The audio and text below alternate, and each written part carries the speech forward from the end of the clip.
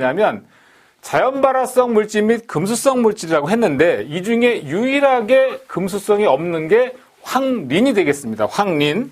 자, 황린의 경우에는 자연발화성 물질이기 때문에 삼류위험물로 분류가 되는 거예요. 유일하게 물하고 반응하지 않습니다. 그럼 나머지 분명들은요?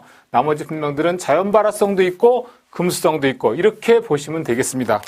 자, 참고로 좀 전에 얘기했던 이류위험물에서 나왔죠. 황린과 비교될 수 있는 정린이 있었죠. 정린. 동소체 관계에 있는 겁니다.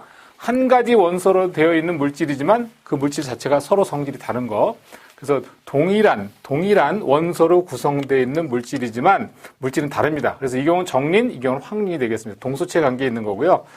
자, 그래서 삼류위험물은 1등급, 2등급, 3등급에 어떤 것들이 있는지 좀 기억을 해 두실 필요가 있는 겁니다. 자, 물론 이제 구체적으로 성상에 가면 좀 더 자세히 학습하도록 하겠습니다. 자, 이번에는 사류위험물이 되겠습니다. 사류 같은 경우에는 위험물 안전관리법상 성질이 인화성 액체가 되겠죠. 자, 여기서는 1등급군에 속하는 것은 단 하나, 특수인화물 하나만 있습니다. 하나의 품명. 자, 특수인화물은 50리터.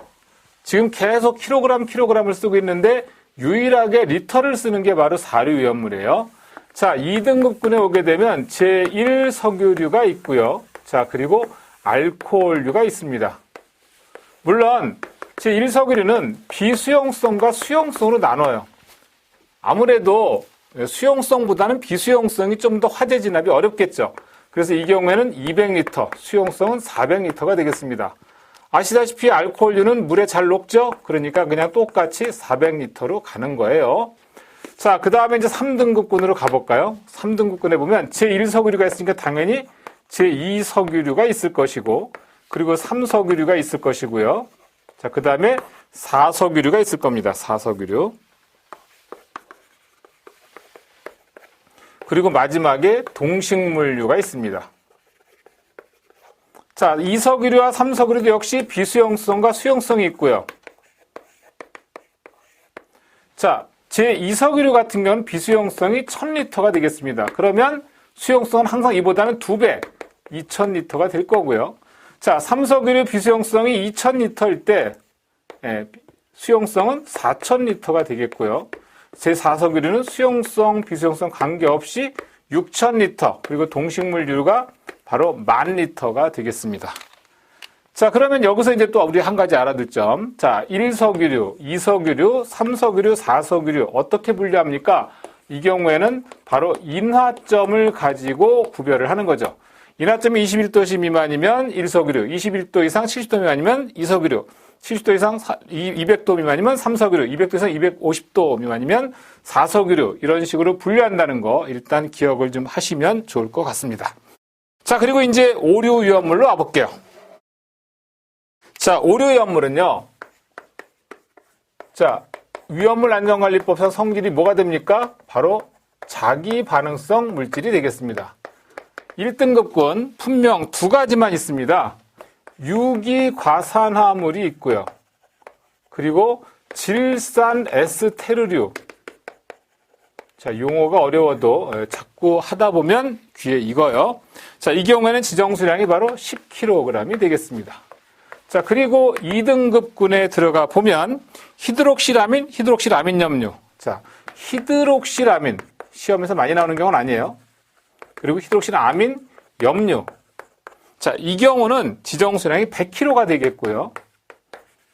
그리고 이제 2등급군 중에서, 3등급이 아니라 2등급군 중에서 오류염물 같은 경우는 3등급군은 아예 없습니다. 다 1등급과 2등급군만 있다고 보시면 돼요. 자, 2등급군 중에서 이제 니트로화합물, 니트로소화합물, 그리고 아조화합물, 디아조화합물, 그리고 나서 히드라진 유도체. 자, 이렇게 5가지가 바로 지정수량이 200kg가 되겠습니다. 시험에서는 니트로 화합물류 중에 TNT나 TNP에 관련된 문제가 가장 많이 나옵니다. 실기에서. 또 1등급군에 있는 것들, 사실 이런 히드록시라민이나 히드록시라민염류 같은 경우는 거의 출제되지 않습니다. 그래서 여러분들이 오류염물에서 좀 중점적으로 학습해야 될 내용은 바로 유기가산화물, 질산에스테르리와 니트로 화합물류를 좀 중점적으로 학습을 하시면 실기시험 준비가 조금 더 쉽게 될 수 있다고 생각을 합니다.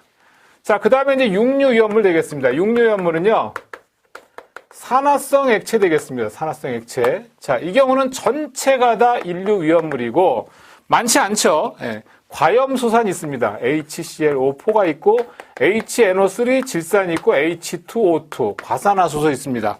자, 이 경우는 전부 다 어떻게 됩니까? 지정수량은 300kg가 되겠습니다. 물론 여기에 따르는 구체적인 내용을 좀 우리가 좀 알아둘 게 좀 몇 가지 있어요. 그건 이제 잠시 뒤에 다시 한번 설명을 드릴게요. 자, 여러분들 교재를 한번 넘어가 보시면, 교재 그 페이지 넘겨서 1류부터 6류까지 공통주의사항이라는 게 나오고, 그 다음에 예외주의사항이라고 하는 게 나옵니다. 자, 그럼 제가 여기서 좀 드릴 말씀이 있어요. 뭐냐 하면, 1류, 2류, 3류, 4류, 5류, 6류. 자, 이 중에 1류위험물과 6류위험물은 타지 않는 산화성 물질이에요. 다시 말해서 불연성 물질이란 말이에요. 그런데 왜 굳이 우리가 위험물 안전관리법으로 규제를 합니까? 문제는 가염물과 만났을 때 가염물에 대해서 발화원이 될 수 있다는 얘기예요. 그러니까 산화 반응을 시킨단 말이에요. 그래서 이 경우에는 우리가 그 가염물에 대해서 주의를 해야 되기 때문에 가염물 접촉주의, 이거 반드시 암기하셔야 돼요. 자, 육류도 마찬가지로 어떻게 된다고요? 가염물 접촉주의. 왜? 가염물에 대해서 발화원이 될 수 있기 때문에. 자, 그런데 지금 보시면 인류에는 없는, 육류에는 없는 게 또 인류에 보이시죠? 인류에 뭐가 보입니까? 바로 화기 충격주의라는 게 나와요. 아니, 타지도 않는 물질이면 그냥 가염물만 접촉하면 주의만 하면 되는 거지. 왜 굳이 이게 또 필요할까요? 한번 생각을 해보세요. 인류는요, 산화성 고체니까 고체예요. 육류는 액체란 말이에요. 그러니까 육류는 보통 보관 용기가 뭐가 되냐면 그 드럼통이나 또는 유리병 속에 보관하니까 이 보관 용기 자체가 타지 않는 물질이에요. 그러다 보니까 화기 충격주의는 필요 없습니다. 그런데 인류위험물은 산화성 고체다 보니까 어때요? 포장되는 단위가 종이라든가 플라스틱이라든가 이런 탈 수 있는 재질로 포장을 하기 때문에 화기 충격주의가 필요하게 된 겁니다. 자, 두 번째, 인류위험물은 가연성 고체니까 이건 당연히 뭐가 됩니까? 화기주의, 화기를 조심해야 되겠죠. 자, 그리고 삼류위험물에 있어서는 자연발화성 물질 같은 경우에는 화기엄금입니다. 화기엄금. 자, 화기엄금에다 또 공기접촉엄금이야. 공기접촉엄금. 자, 용어 자체를 잠깐만 이제 보세요. 사류 같은 경우는 뭐라고 되어 있습니까? 화기엄금 이렇게 되어 있어요. 지금 화기주의, 화기엄금 이런 표현 나오죠. 오류는요, 화기엄금, 그리고 또 뭐가 있습니까? 충격주의가 있습니다. 왜 이렇게 나오는지 우리가 한번 생각해 볼 필요가 있는 거예요. 자, 이류는 화기주의인데 사류는 화기엄금입니다. 이 얘기는 뭐냐면 사류는요, 인화성 액체다 보니까 유증기가 발생한단 말이야. 유증기에서도 쉽게 불이 붙었으니까 절대적으로 금지시켜야 돼라는 의미에서 화기엄금이 되는 거고, 이 이류위험물은 유증기에서 불이 붙는 건 아니거든요. 그러니까 직접 불꽃이 닿아야 불이 붙는 거니까 그냥 주의 정도만 해도 된다, 이 뜻으로 보시면 되겠습니다. 자, 그리고 이 중에서 이제 예외적으로 인류 중에서 금수성 물질이 있었죠. 아까 금수성 물질 뭐 있었습니까? 무기가산화물이 있었잖아요. 무기과산화물. 자, 당연히 무기가산화물은 금수성 물질이니까 뭘 해야 됩니까? 물기엄금을 추가로 표지판 주의사항에 사용해야 되는 거고, 자, 이류위험물에 있어서 금수성 물질은 뭐 있었습니까? 아까 얘기했죠? 철분, 금속분, 마그네슘. 이 경우도 역시 물기엄금이 돼야 됩니다. 자, 그런데 이류위험물 중에서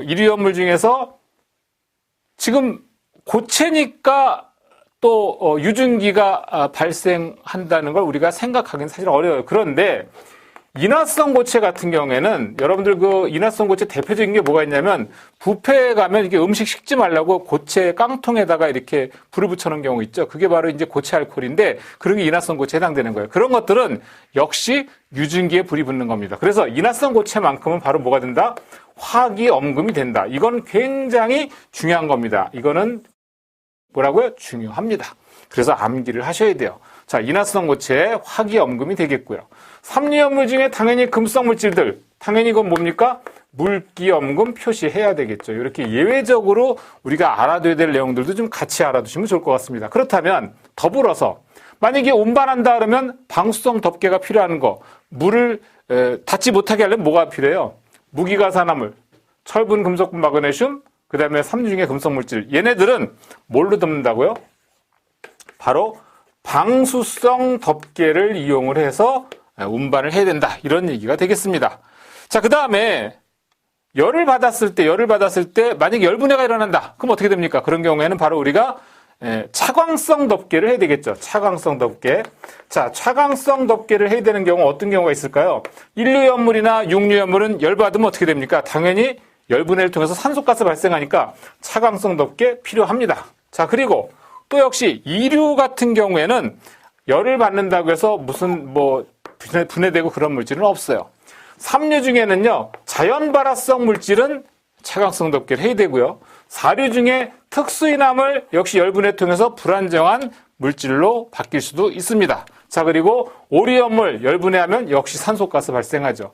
그래서 시험에서 굉장히 많이 나오는 건데 방수성 덮개를 해야 되는 경우가 있고요. 그건 당연히 금수성 물질에 대해서는 방수성 덮개를 하는 거고, 그 다음에 차광성 덮개가 필요한 경우는 열분해를 통해서 위험한 상황이 연출될 수 있는 것들은 우리가 차광성 덮개를 한다. 이렇게 기억하시면 됩니다. 자, 그 다음에 이제 추가로 여기에 대해서 이 표지판들을 어떤 방식으로 색깔을 어떻게 입히는지에 대한 얘기는 다음 강에서 제가 설명을 드리도록 하겠습니다.